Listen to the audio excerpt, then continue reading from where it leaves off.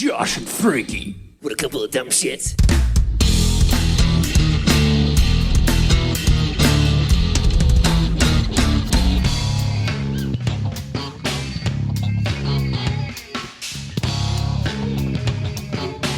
Hello, Primates! You found Primus Tracks. Congratulations. There are other places to find the good men of Primus Tracks. If you are so inclined, we are at Primus Tracks on Instagram and Threads. PrimusTracksPod@gmail.com is the email address. And for those of you on the Facebooks, if you find that search bar and you type in Primus Tracks of all things, you will find a Facebook page dedicated to this podcast, and it is run by one of its hosts. It's not me. I'm Josh. It's Frankie. Hey, Josh. Welcome back, Frankie, to Primus Tracks. I don't know why I keep saying that, because it's implied that you're always going to be here. You know, Frankie, I like a nice breakfast burrito. And I know that for you, the American Coca-Cola flows like wine. We are talking about Dee's Diner today, of course. It is a track on the Purple Onion record by Les Claypool's Frog Brigade. And who better to talk to us about this track than a man who has dined at Dee's Diner multiple times? He is a Sebastopol local. He knows every menu item intimately. And I have a feeling that he does enjoy his malted buttermilk pancakes all day long. It's Anthony Garcia. Welcome back to Primus Tracks. Howdy. So great to have you back, Anthony. We need to have you every single record, especially when we're talking food. This is a good one. Dee's Diner, in the heart of tiny Sebastopol, California. You are more or less a local there, Anthony. So I guess I should start with this question, because I have never dined at Dee's. I have a feeling, Frankie, you have not either, correct? I'm sure that Anthony is going to enhance our information richly, but I just want to put this out there. According to SonomaCounty.com, this diner started as a small soda shop in 1955. And in 1968, as diners were making their way into popular American culture, the current location and into a non-traditional menu diner. An instant success, this diner continued to be a popular spot through the 60s and into the 2000s. With the revival of the diner culture in the 2000s, they added what is now a diversity main menu, including a variety of Greek food and American traditional, still keeping the vintage dinner look as the front.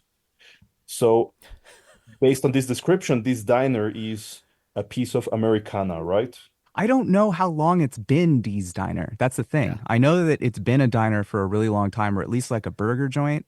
It kind of was always under the radar until I learned about the song. And then I was like, wait a minute, that's like right over here. But I could have sworn that they had rebranded. Maybe it's always been Dee's Diner, but they changed it, rebranded it somewhat in 2000 or so. But it is very diner. It screams diner. You walk in there, like there are red booths. There's heavenly. like even on the outside there are like these diner stools that are Really? outside that go into the counter. And so yeah, if you go into like websites and stuff like that to just have photos of it, you'll see them outside. And it's really nice because you can just sit there and just watch traffic. But it's interesting to watch. You're outside and you're having an outdoor experience. I did notice that they have the Purple Onion album framed.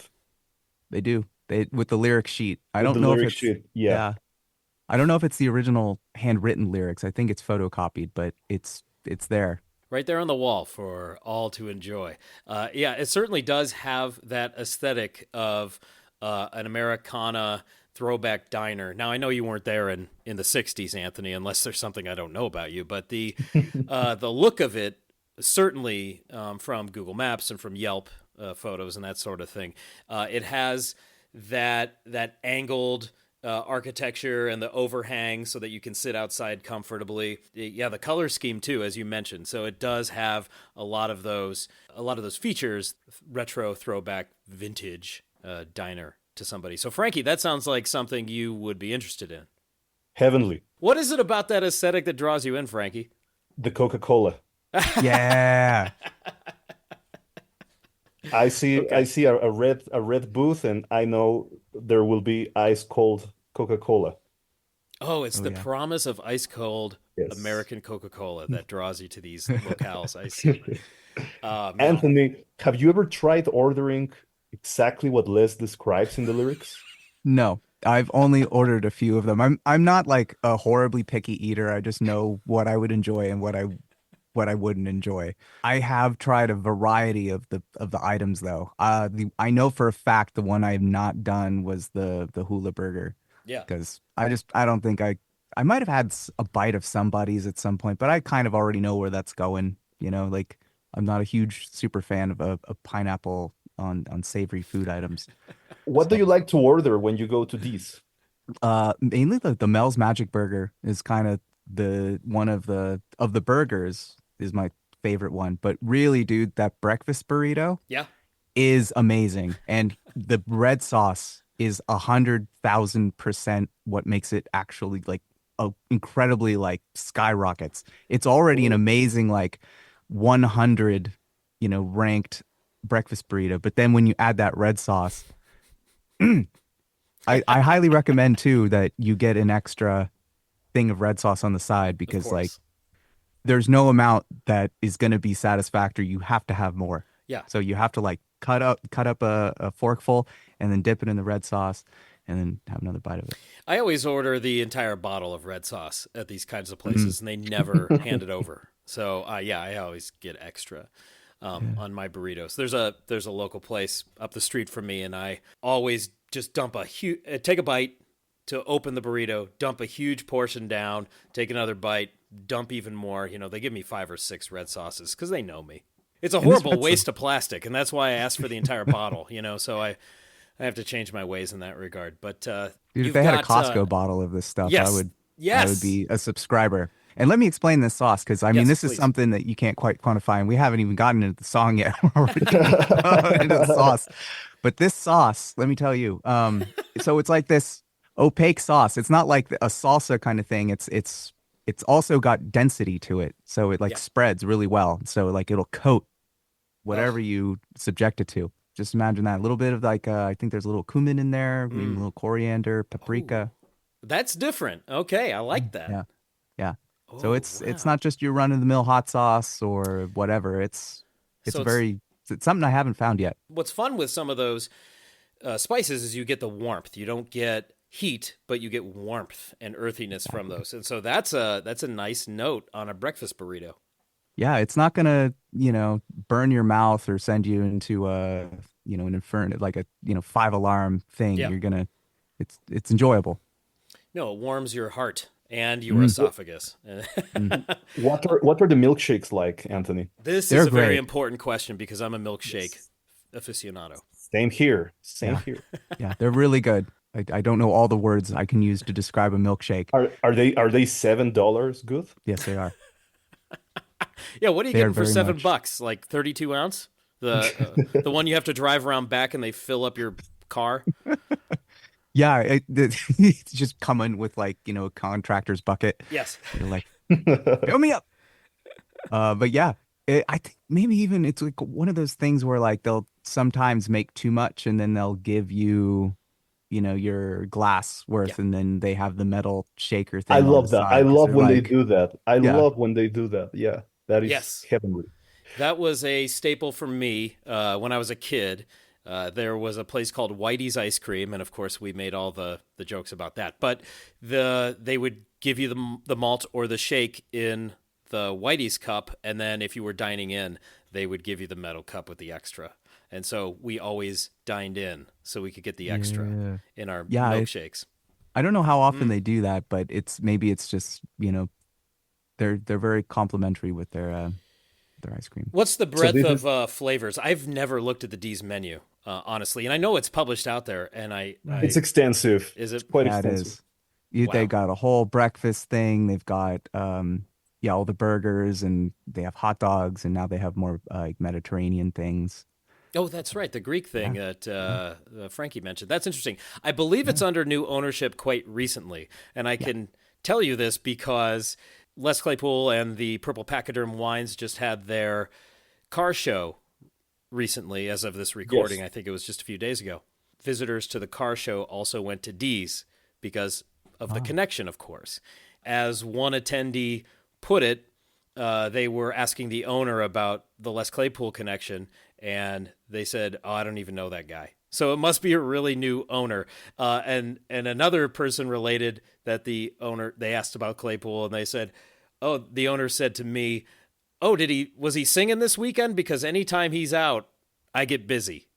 Hey, that's cool. So he still has, like, the song's over 20 years old, but people are still going to D's when they visit the Bay Area, kind of on their informal, I guess, Primus Claypool tour that, Frankie, you really need to make a cottage industry out of and lead those tours. But Anthony could be your docent. You know what I want to do first? Break into the storage unit.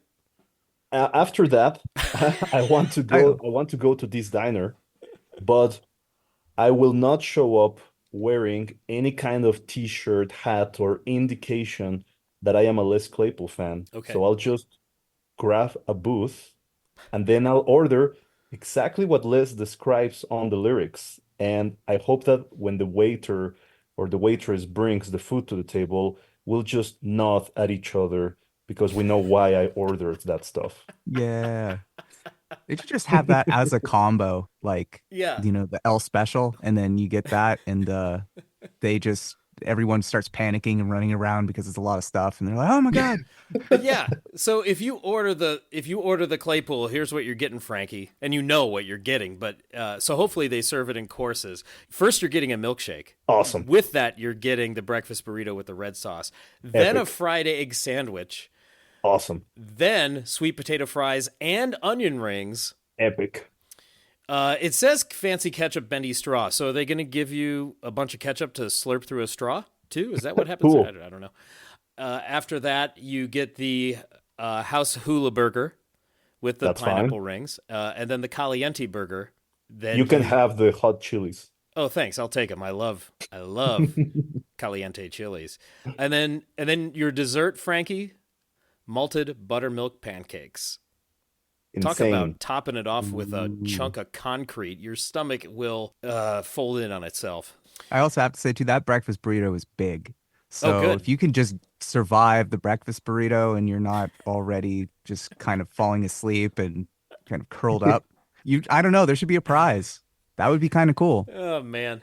I got to imagine as a local, too, you drive by it or walk by it, bike by it, what have you, Anthony, and you just kind of go, there's D's. After a while, right? Now me, upon my first time, of course, I'm going to start singing the song. My theory, by the way, we haven't even talked about the song yet, but my theory is that this one was intended to be all A with no B part. It's just all A. It's just straight ahead, the same thing over and over again because with listing all these food items, it just sounds like a stoner anthem. To me, it reminds me of that scene in Half Baked where Jim Breuer's character is just listing all the things he needs the guy to get.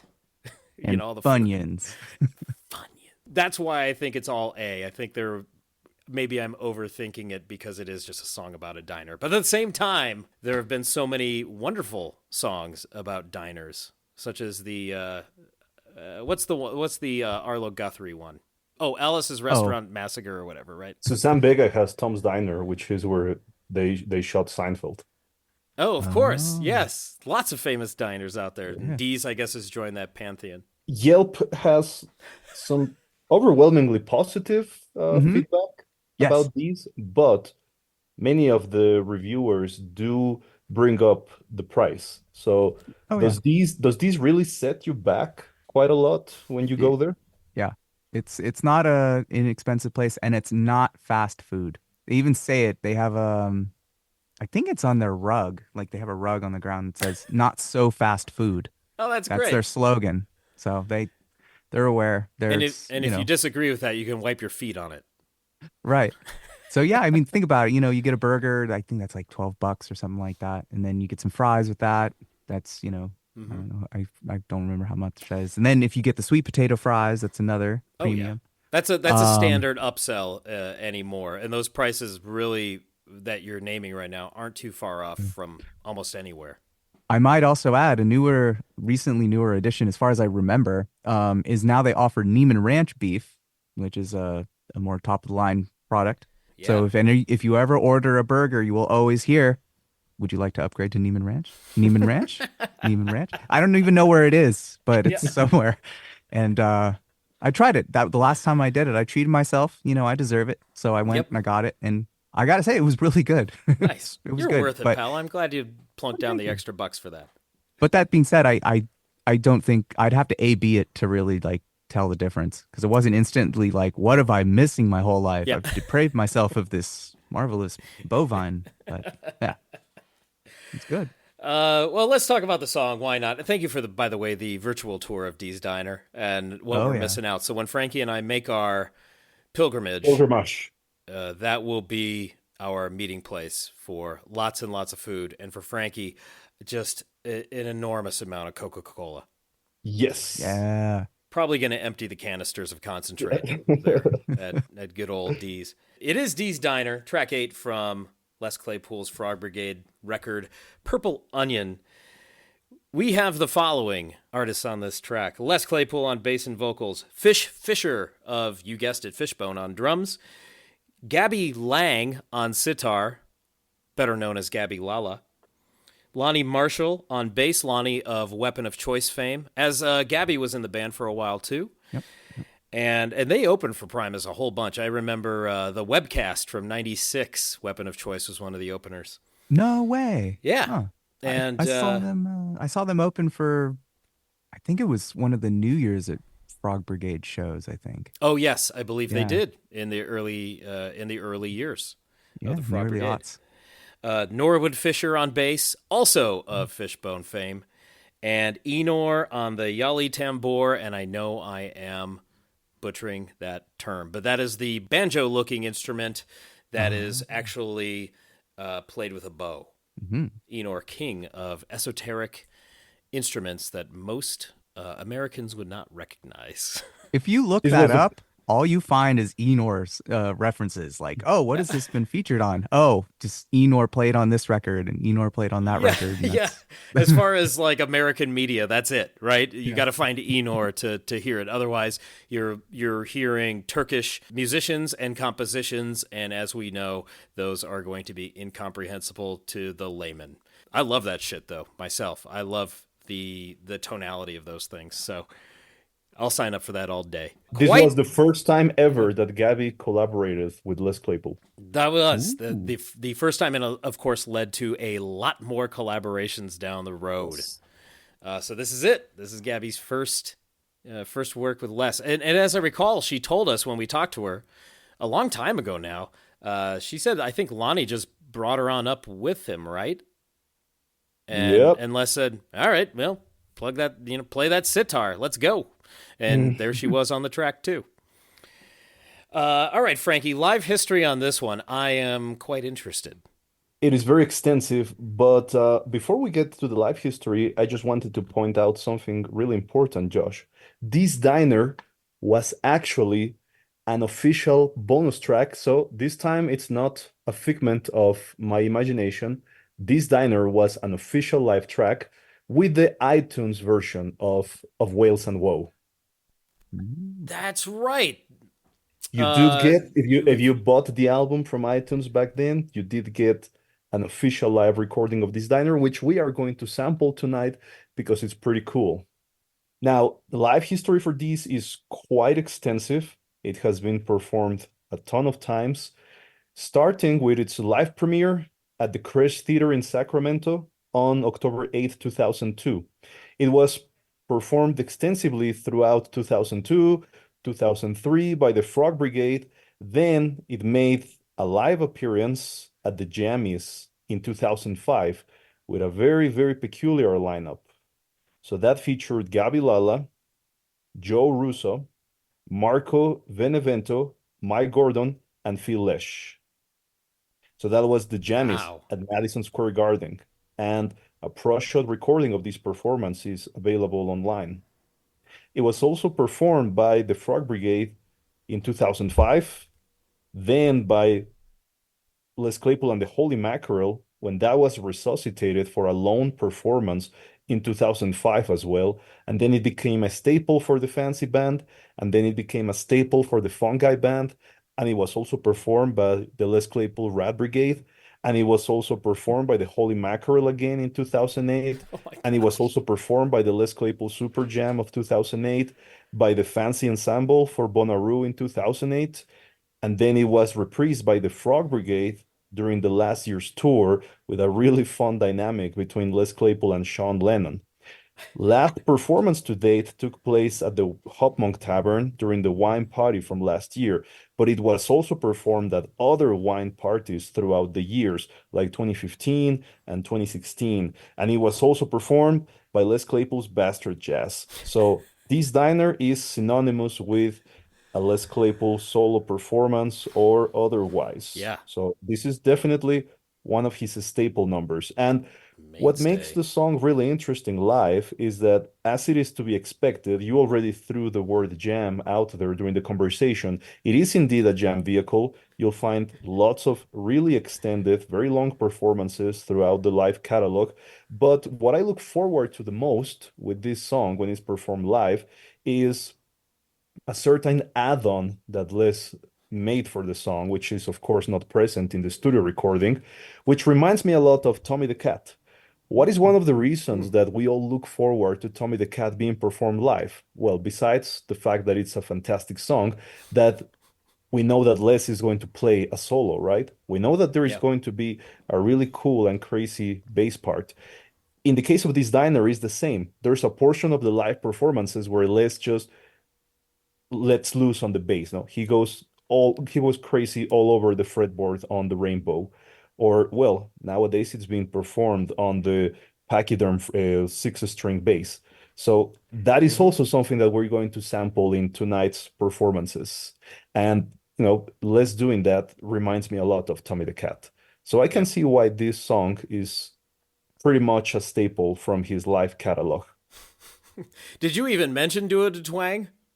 Oh, sorry, I Oh, skipped. Yeah, of course. Duo the Twang also performed the song Yeah. extensively because they also recorded a studio version of the Yep. song for the 2014 album. Yep. That was a It's a very glaring extensive omission live recording. amidst Yeah, that gigantic list of it's different crazy. Yeah, I mean, lineups and bands that have performed this. And so clearly, yes, a mainstay.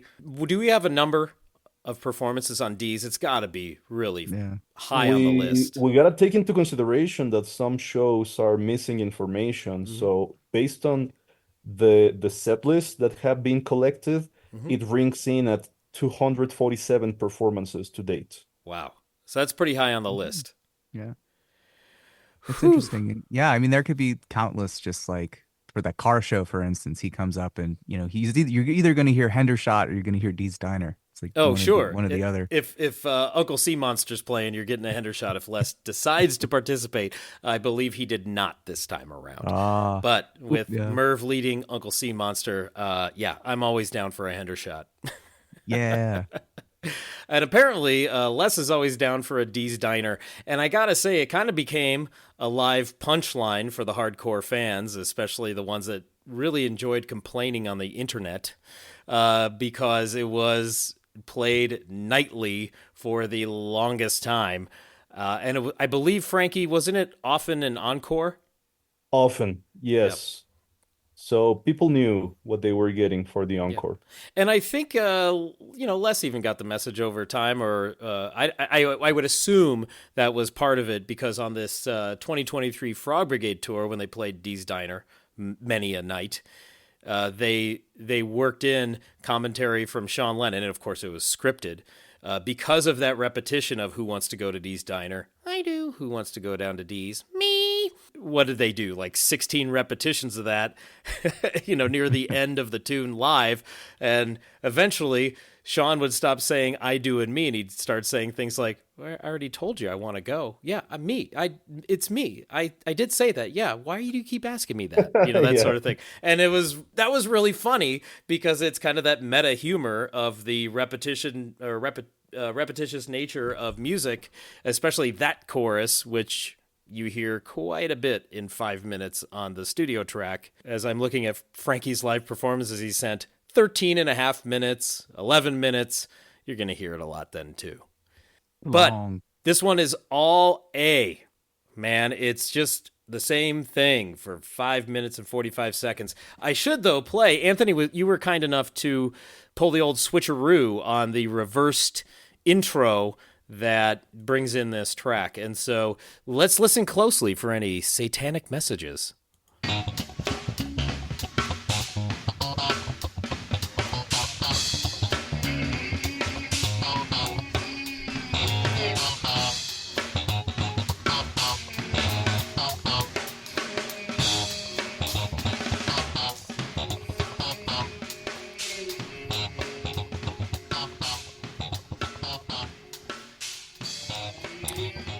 I'm not hearing any satanic messages. However, I'm hearing a pretty cool drum groove from Fish Fisher. The other thing I don't know, and Anthony, maybe you have some insight, or Frankie, which bassist is playing which part? So that high register part, I don't know if that's Lonnie or Les or Norwood. Couldn't tell you. So what's interesting about that song, since it has 3 basses, I was trying to analyze what's going on because I never really looked at the credits and studied them before, and I was like, oh wow, this really is like a jam song. Like, yeah, it's no coincidence that it is like kind of, hey, let's bring all these guests out here to kind of come in. The song itself is like a giant, guest appearance, and so there are like 3 basses that are panned. So the center is Les. You can hear that on the rainbow bass. Okay. On the right, I thought that was like the high part of like a 6-string, but that's its own separate bass, and that's what that is. I'm pretty sure that's what you'll hear out of the right ear. And then on the left, more of like a lower register bass. It doesn't sound like a 5-string or anything, or a 6-string, but it's doing something kind of in the lower register too. Okay. So that high thing sounds like whatever's coming out of the right ear, and I'm not sure which bassist that is. Yeah, but getting those 3 guys together must have been a lot of fun, because we know that Les has a long-standing relationship with the Fishbone guys, in particular Norwood, of course, because they're bassists. Lonnie Marshall and Weapon of Choice had been around the Primus guys for years at this point, and so there was clearly some fondness and a willingness to go jam and be goofy and then put it down on the record. Yeah, let's hear all 3 basses at once from the studio track. So if you're listening, get your cans on and listen closely. Who wants to go to Dee's Diner? Who wants to go down to Dee's? Who wants to go to Dee's Diner? Who wants to go down to Dee's? Who wants to go to Dee's Diner? Who wants to go down to Dee's? Who wants to go to Dee's Diner? Who wants to go down to Dee's? Right off the grab. You've heard the song. It is fun, actually, to listen to it on cans because you can hear those 3 basses much more clearly. Of course, in 2002, when I was listening to this, didn't have really good headphones, so I was playing them on my lousy PC speakers and couldn't differentiate as well. It certainly deserves, with how many people are performing on this track and how many layers of vocals. As you can hear, there's a lot of treatment to the vocals. And with Enor and Gabby providing those embellishments and a lot of layering, it's nice to listen to it on cans to try to separate it all out and figure out what's happening. I do want to compliment, again, Fish Fisher. What an addition to the Frog Brigade. He did tour with them for a while, but his contributions on the tracks on this record are fantastic. That guy is one of the groovier drummers you're ever going to hear. Did you mention during the credits that Cage and Lena feature on the track? I forgot to mention that their voices do make an appearance near the end of the track, correct? Yes. All right, but this is not their first in the chronology, of course. This is not No, their first we go appearance. all the way back. Yeah, we have Little Faces. And even before that, we have Eclectic Electric in Exactly. 99. So this is what, their third appearance already in 2002? Yes. He's really are there child labor laws about sampling your kids for albums? Because he's really riding them hard. So yes, there's it's funny because this is a tune, and I will put this out here. This was the tune I always skipped when I'd put on the record after the first few listens. Frankie's throwing around the word sacrilege a lot today. I'm trolling him about Coca-Cola. Now I'm saying this is my skip track. And here's why. Because we have, up to this point, we have heard 7 six tunes, that are really focused and structured, and there's thought put into them. This is kind of a left turn because it's a jam track, and there's nothing wrong with a jam track. But what it does is puts us, even Whamola has a structure, right? It's chorus, solo, you're going to get some wild and wacky stuff. And then there's the turn with the vocals at the end. But this is a jam track, and it just jams for 5 minutes, 45 seconds with some reversing at the front end and some kid voices at the back end. So it seemed directionless to me. So after the first few listens, this was my skip track on this record. I don't skip any of the other tracks when I put it on. Yeah, I've heard this song about 1 billion times. So at this point, it's mostly it's like been the live renditions. Yeah. So going back and listening to the song again on the album version, I totally didn't realize how trippy and spacey it was. I was so used to the live rendition. I was like, oh, okay, it's going to be kind of dry and This is a good point, because coming back and I listened, of course, to this track in preparation, that the atmosphere, and I think I was hinting at it earlier, the atmosphere is pretty important to the studio cut. And there really is quite a, as you say, spacey and kind of floating atmosphere to it, thanks to a lot of the treatment on the vocals and the instruments. And then, of course, so to go back to that point, Frankie, of the kids being on it, completely forgot about that. And then the only thing I remembered upon listening to it again for the first time in who knows how long was what I remembered was Les saying, "a corn dog," which I thought was always funny. Right? That's the only thing I remember from the end of the track. I don't know what else they're talking about. I don't remember. They just reprise the "Who Wants to Go to This Diner" over and over. There you go. We know that in the live performances, Les played the song on the Rainbow, but Anthony, what bass do you think he used for the studio track? Rainbow. Pretty sure that's the Rainbow. I mean, he did get, because he's playing the low B on that, and I think at that time I think he got that. It was a fretless 4-string, Carl Thompson, but that's a 4-string. This totally sounds like a 6-string. And what's really cool is that, he'd shelved that Rainbow bass for a while in the late 90s, kind of after the Punch Bowl tour. And I remember, that's about the time when I was able to get to go see Primus live, and I was like, where's the bass? Where's the Rainbow bass? And I thought I'd never see it in my life. And then when that kind of came together, he was bringing it back, and it was this really cool, reveal. It's like, oh, I can finally see it, and he's playing it a lot more, and he's getting into it. So yeah, there's some really cool slides that he's doing with it as well that you'll hear. So speaking about the bass, Anthony, could we bother you with a performance? Yes. The way it starts is it's a hammer-on, a quick hammer-on. You're going on C sharp, and then go up an octave. So the C sharp on your I haven't played guitar in your A string. I haven't played guitar in ages. So you're going a quick hammer-on, up an octave, and then up a 4. Let's see, go down. So what is that? You're going up to your F sharp. No, okay. So never mind. Scratch that from the record. You're doing a hammer-on onto your C sharp, upper octave C sharp, and then B, and then back to C sharp.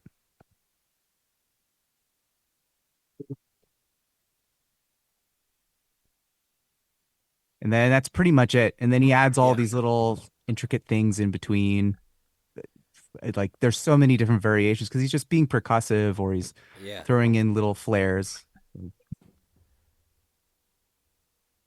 That's it. Man, that's a nice little box he's playing in. Yep, and it's really comfortable. And then he might travel up a little bit, he might travel down, and do these. Yeah. That boom, bump, boom, bump, bump. This is a very Brown album-esque track to me, at least that foundation that you're laying there, Anthony, because it's that A part. It goes pretty much the whole way, and it's in a box, and they're just grooving. Yeah, it's one of those things where it's again like it's fun to play and it's something that you don't really have to think too hard about. So you can just kind of drift off and it's really inviting for other people. You can just quickly show them like, hey, this is the rundown of how this goes. There are no key changes. When I stare at Anthony, you, stop playing. do you know what he's doing in the crazy part when he plays the song live? No, I haven't analyzed that part, but I'm sure that there's probably variations based on how he's feeling. But yeah, I haven't analyzed that one. Yeah, I was like, man, this one's going to be way easier to play than most of the other ones. Yeah. Fairly obviously simple in structure. The recitation of the menu and the lyrics, essentially. Jammy nature of it, once again, just makes me feel like it's a stoner's anthem to a degree. And that's almost all I have to say about the track itself. It is so simple. What do you think about the Duo de Twang studio recording, though? You know what? I actually prefer that one Why? because of the arrangement of it. It's just more down home, Hmm. and it just fits. They arranged it so nicely within the spirit of the Duo de Twang record, and it's also much shorter. So they get in and get out, but it just seems like the lyrical content and but the matches really well with the arrangement. Kehoe's doing some cool guitar chords, and Les, of course, is just bam, bam, bam, bam, and it just sounds pretty cool. So Before I we like it. sample the twang version, Josh, can you please sample a specific part of the Purple Onion track? Would love to. Give me a time code. 4 minutes 30 seconds. This is Dakota. And there are some, like Anthony mentioned, there are some interesting things going on with the bass here and there.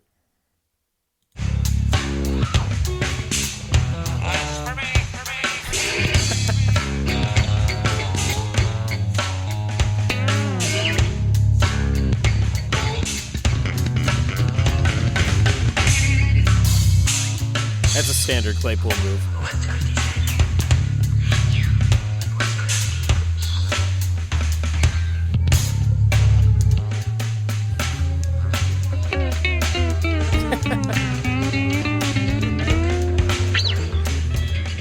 Nailed it, Anthony. There's Yeah. that little right hand stuff.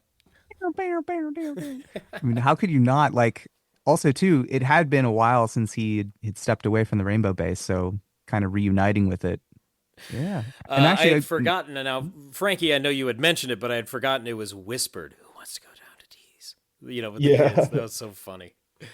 Now, Yeah, so the bottom kind of falls out there, and then in your right channel and your left channel and in your middle, you're getting a lot of noodly stuff, I guess. yes, very atmospheric. Yeah. Now, for contrast, how about we play the Duo de Twang version at 3 minutes in? Duo de D's.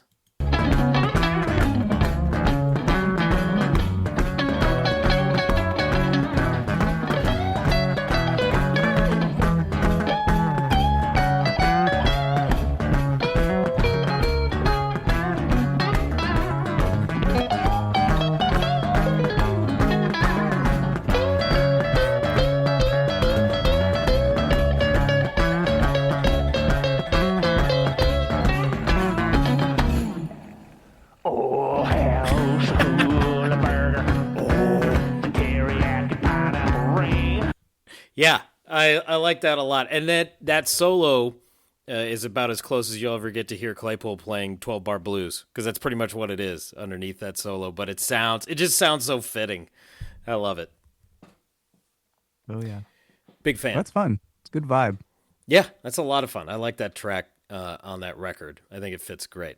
So, Frankie, what I do is I skip D's on Purple Onion, but then I play it first on Duo de Twang, and then I listen to it in order as well, so I get it twice. That makes up for it, right?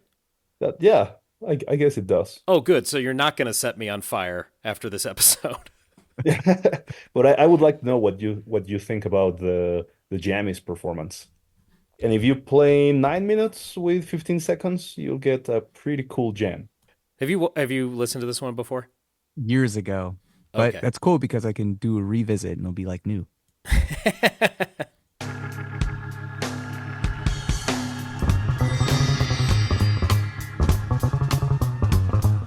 That's less on upright.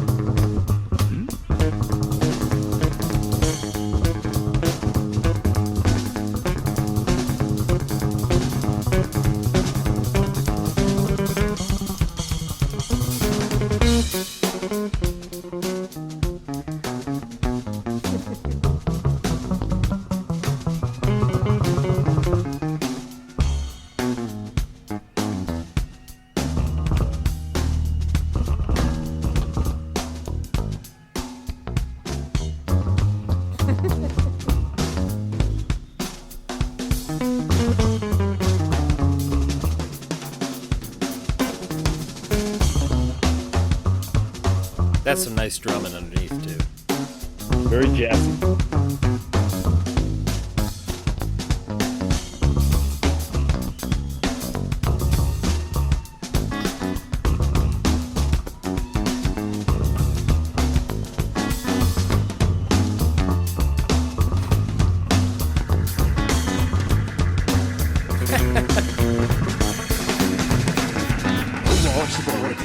There was the call down, too. Classic. Bringing it on home. Reactions to that one, Anthony? What do you think? That's groovy. Like it's really cool too. Since it's it's this whole Bay Area culmination. Yeah. With them singing about a Bay Area location. Yeah. That's Institution at this point. Exactly. Historical landmark. That's right. Yeah, it'll get status soon enough. When all those diners turn 100 years old, all those structures. Right. I can only imagine like some old Primus fan, like in the 2089s or whatever, they buy the place and then kind of restore it as like the new Ghostbusters revival thing where they just dust everything off and mean like the history of this place. Yes. If this grease could talk. This frame on the wall with these words about the food. What is this artifact? Who is this Claypool? Huh. So silly. Don't read it out loud, you'll summon a burger. It's an incantation. Careful, son.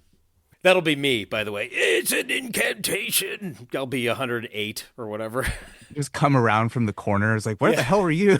Evil.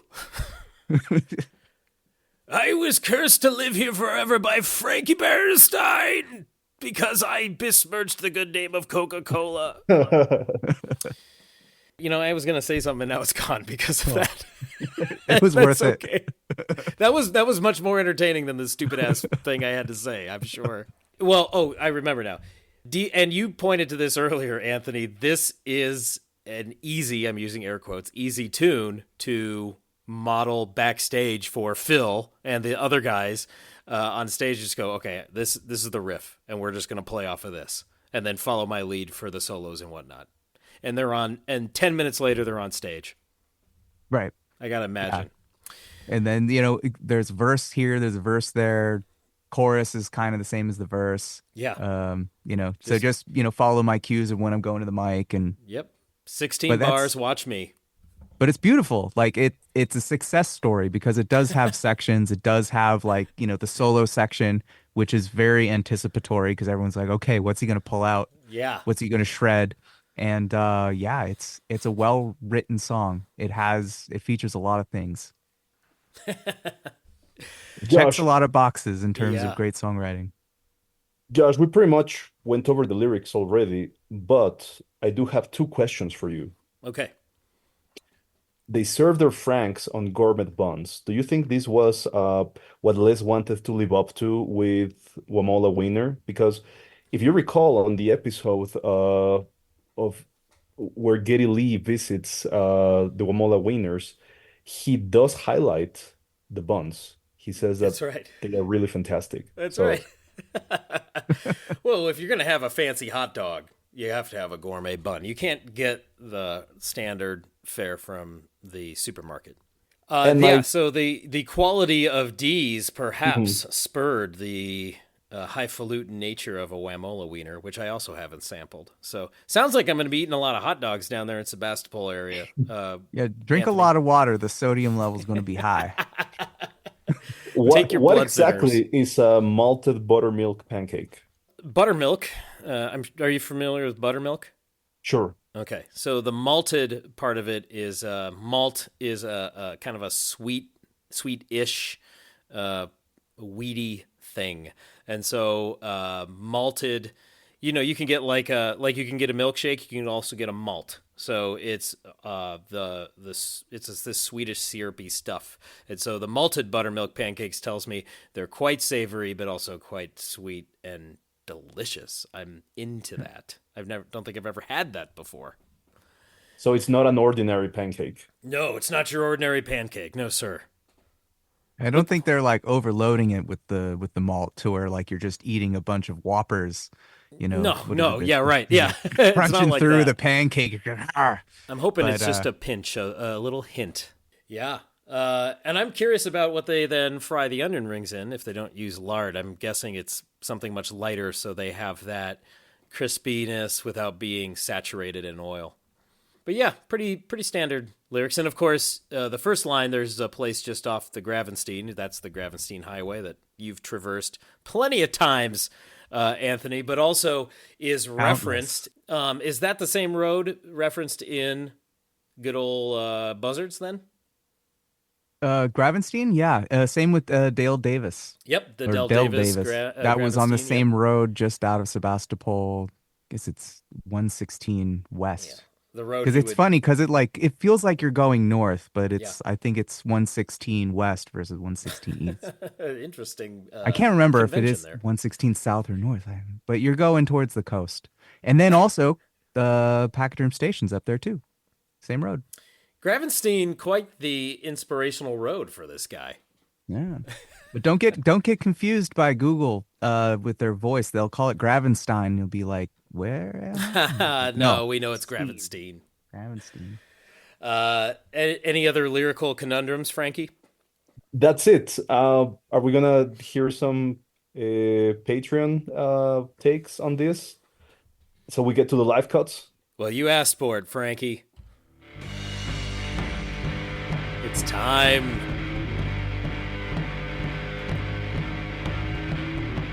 This is brutal. Is this your first time hearing the Primates Takes theme? Yes. That's our pal Johnny Perona who created that. If you ever wanted to hear your words read on this podcast, all you have to do is go to patreon.com/Primus Tracks. One of the many features over there is that I'll post a thread about the song up for discussion. You give your take on the track, and I'll read it right here on the podcast. And then Brooks will slay our entire episode. Yeah, and Brooke undermines our hour-long efforts in 7 seconds. I keep forgetting to mention that. Probably because it hurts. Speaking of Brooks, he was the first one to respond to this one, so let's hear his take on Dee's Diner. Brooks Delight says, "Not since Spinal Tap has anyone put 3 bass lines in one song so seamlessly. Les and Norwood are 2 of my bass heroes. A real treat to hear them interact on the same track. Corn dog!" Is how he ends that one. Nice, Brooks. Jordan Kahn, our resident fish expert, says, by the way, he was on a fish podcast recently and credited us with the inspiration for that. So congrats, Jordan. Les's enthusiasm for cuisine makes this such a fun tune. And we should mention that, yes, Les sings a lot about food. Always great live, but nothing beats the Jammies triple bass attack for us heads, which we just heard. So Jordan, feast on that. Eric in Australia says Dee's has a spaced and sparse instrumentation, way less extensive than the menu at the diner. It's quite dark musically for the celebratory tone of the lyrics. Not something I had considered. Eric, thank you for that. Ryan Rashawn says Dee's is just a fun song, and I love all the bass. Kevin says, I have a bittersweet relationship with Dee's. It's a great song that I always turn up louder when it comes on. I love the audience participation that happens at shows. It just tends to find its place at the end of the sets, so it makes you start grappling with the show being over and having to go back to the real world. That's true. They're playing Dee's. It's almost over. The swan song, you know? Yeah, the lights are going to come up, and then I have to start thinking about my life again. Thank you all, Primatrons, for your takes on Dee's. Now it's Frankie's favorite. Let's go.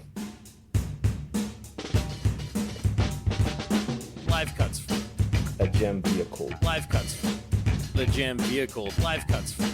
A jam vehicle. Live cuts. A true jam vehicle. Live cuts. A jam vehicle. Live cuts. The jam vehicle. Live cuts. What's going on here? Shards of bone in my anus. I won't get tired of that one. That's our pal Never. Gino with the live cuts jingle. First live cut today is from the Fillmore, San Francisco, 2002. Cool. Don't worry, Anthony. We're not going to listen to all 13 minutes, but we will hear the intro first to get a grip on it in a live New Year's? setting.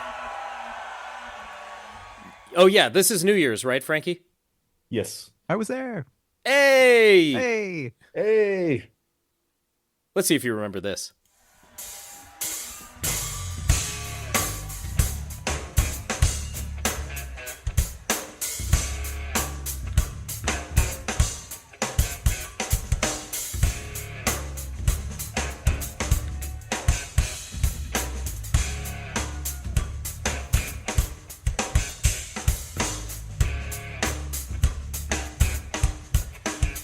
So you don't always have three basses with you on tour or even on a New Year's Eve. What was the lineup there, Frankie? Who are we hearing?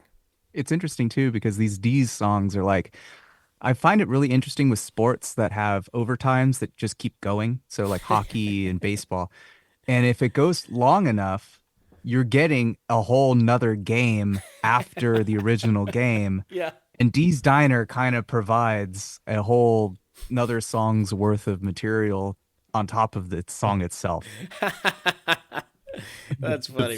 The Fillmore featured Enor, Skerrick, Mike Dillon, Sam Bass, Ben Barnes, Paulo Baldi, some guest appearances by Merv and Brian Kehoe, and Dee's Diner featured Lonnie Marshall on bass guitar, Les on upright, and Gabi Lala on sitar. Ah, okay, so that is Lonnie on there. Fantastic. Yeah. And I figured that was Gabby too. All right. So Gabby gets to make a New Year's Eve appearance in 2002. And of course, that would lead to more. Speaking of Gabby, let's hear a feature for her. Who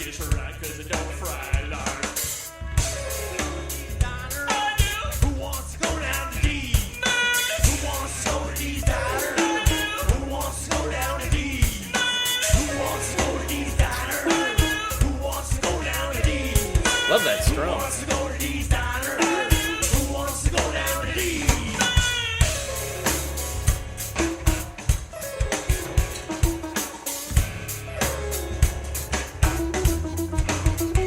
Fancy ketchup, bendy straw. Yeah. Fetch your average mom and pop.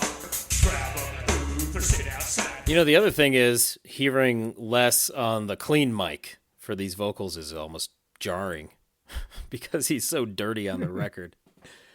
I like those flourishes from Gabby getting a little run there on stage. Let's forward to some bass. And of course, Anthony, you remember every moment of this, having seen Claypool and Primus only 200 times. Oh yeah, every single moment is etched in my brain like that Voyage spacecraft vinyl record. that's Yes. out Cataloged there, and easily Voyager. referenced. Let's hear some bass.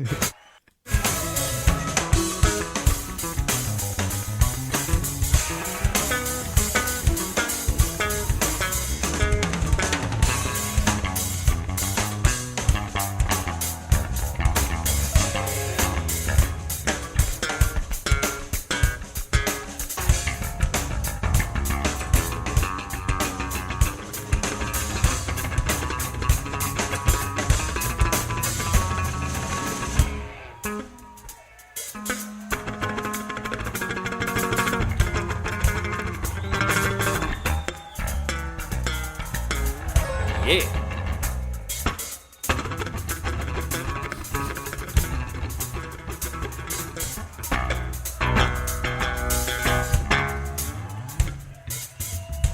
That's got to be Lonnie, right? That doesn't sound Yeah. like Les. Yeah, that's cool. Lonnie bringing it. Yeah, the do do do do do do do do do do do do. Yeah. Crawl. That's Love cool. that descending line there. Mm.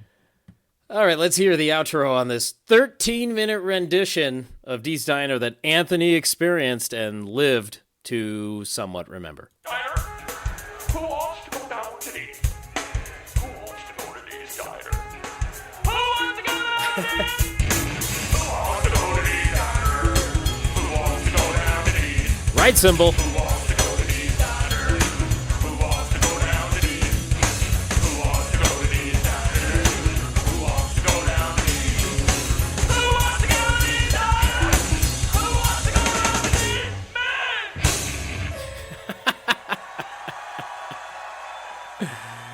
That's a nice ending. And now, the fancy bonus track from Of Wales Fancy. and Woe.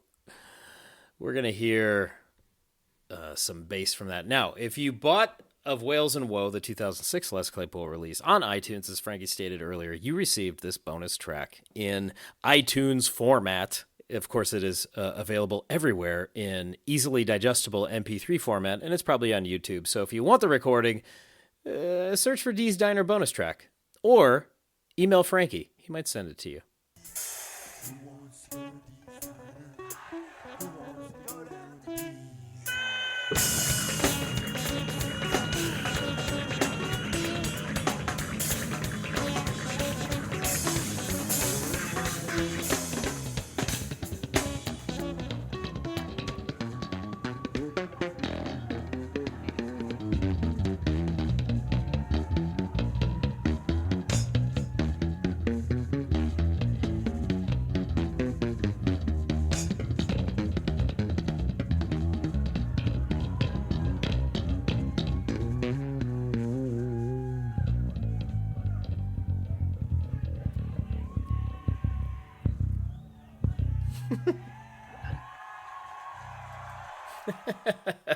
And so that is that walking bass line jazzy thing that would evolve over the years. And so if you caught the 2023 Frog Brigade tour, or any of those Frog Brigade tours in the late aughts, you caught that jazzy walking bass line break before the final repetitions of the chorus, which really made it a delight to hear live. Because it just brought new life to the tune.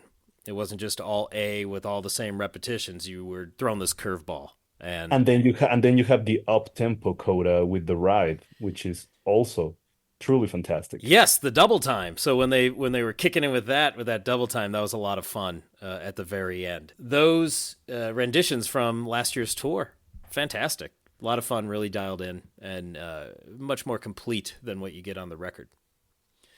We're going back to Burlington for our last live cut today. That's Burlington, Vermont, the Ira Allen Chapel, 2002. And we haven't heard his name yet this episode, so why don't we hear from good old Mike Greasy D. Dillon.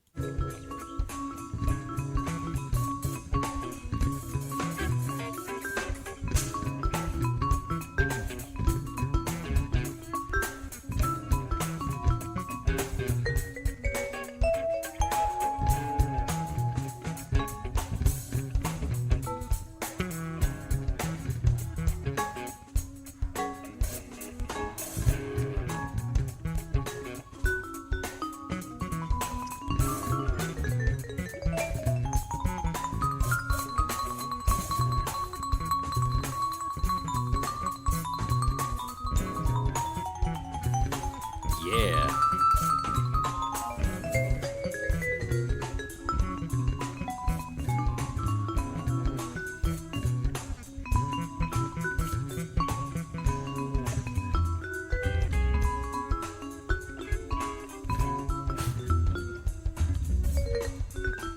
Getting jazzy. That screams jazz club. I love that. That totally reminds me of like late shows at the Boom Boom Room, which is across from the Fillmore in San Francisco, and just someone just happens to be there, you know, at fucking like 1:30 in the morning, 2:30 in the morning, and they're just Yeah. Drop in, have a cocktail, enjoy the groove. mm-hmm. Nice, man. Yeah. There's your live cuts. Thank you, Frankie. You're welcome, guys. Thank you very much. So I guess I can say this. Dee's Diner, leave a tip because you've been tracked. Next time, Frankie, there's something in the sky. I can see it. Are they coming for you? Mulder! Okay. Anthony Garcia of Baron Alter. Thank you so much for joining us today. Thanks for having me. I love you guys. Thanks again so much from the bottom of my heart. Every time and anytime. I look forward to having a burger and some onion rings and a milkshake and a hot dog and some pancakes and a breakfast burrito with lots of red sauce with you at Dee's Diner one of these days. I'll prepare a cot for you to rest in after your food coma. Do you also have the name of a heart specialist? Yeah. Thanks again, Anthony. Hey, Baron Alter, are you guys Yes. doing stuff?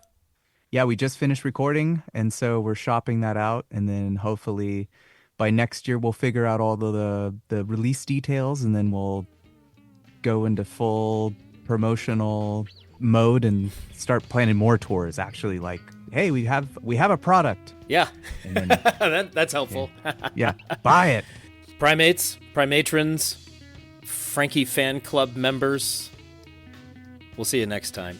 With today's episode, this phrase has extra significance because we lost our pal, Willie Mays, the best all-around baseball player you'll ever see. So we'll say it with gusto. Later days. Rest in peace, Willie Mays.